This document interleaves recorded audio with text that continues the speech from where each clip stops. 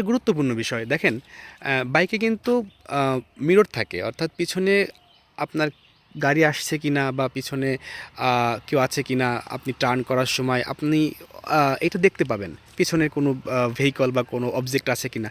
কিন্তু এটা অনেক সময় না আমাদের বিভ্রান্তির কারণ হয়ে দাঁড়ায়, আমাদের অনেক সময় ভুল বোঝানো হয়। যেমন কিছু ক্ষেত্রে দেখবেন যে আপনি দূরে গাড়ি আছে, ওই গাড়িগুলো আপনি দেখতে পাবেন, কিন্তু খুব কাছে চলে আসলে না ওই গাড়িগুলো দেখা যায় না, তখন আমাদের বিপদের কারণ হতে পারে। আমি রিসেন্টলি একটা ট্রাকের সাথে আমি বেঁধে গিয়েছিলাম আমার এই বাইকটা নিয়ে। মানে আমি ঠিকই ছিলাম, কিন্তু আসলে আমার একটা ভুলের কারণে আমি দেখতে পাইনি মিররে, পিছনের মিররে, এই যে আমার ডান পাশে মিররটা, আমি দেখতে পাইনি পিছনে ট্রাক আসছে। তো সেক্ষেত্রে আমি তো ভেবেছি আমার পিছনে কোনো গাড়ি নেই, হেলমেট পরা মাথা ঘোরানো যাচ্ছে না।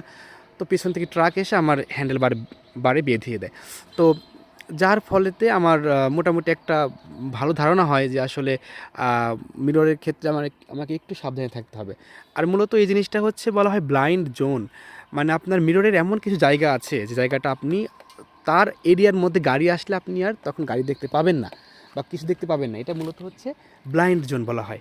তো এই ব্লাইন্ড জোন রিমুভ করার জন্য দেখবেন বাজারে মিররের সাথে ছোট্ট ছোট্ট কিছু মিরর লাগানো থাকে এখানে, ঠিক আছে?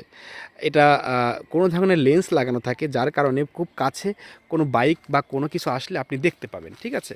তো আপনারা দুই পাশে লাগাইতে পারেন। আমি মনে করি এটা ভালো একটা সমাধান বাইকের সমস্যা, এই ধরনের সমস্যা হলে। কারণ আপনি হুট করে আপনার পাশ দিয়ে একটা গাড়ি চলে যাবে, আপনি টেরই পাবেন না। আর যেটা বাধিয়ে দিলে আপনার জীবনের কারণ হয়ে যেতে পারে, আপনি কোনো কারণে মারাত্মক দুর্ঘটনার শিকার হতে পারেন। সুতরাং সেফটি আগে, ঠিক আছে? ধন্যবাদ।